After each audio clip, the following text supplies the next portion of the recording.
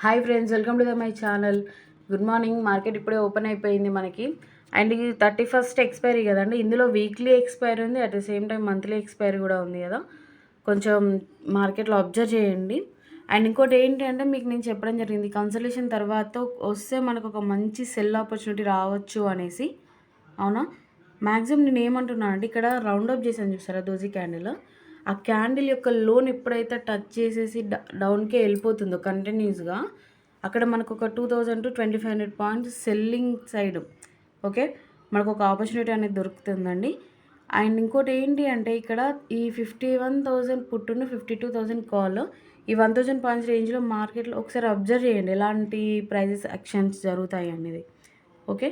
And ఇంకోటి ఏంటి అంటే, మన ఛానల్లో నేను చెప్పే ప్రతి ఒక్కటి కూడా నా జనరల్ ఒపీనియన్స్ అండి. మీకు నచ్చితేనే లైక్ చేయండి, సబ్స్క్రైబ్ చేసుకోండి. Thank you.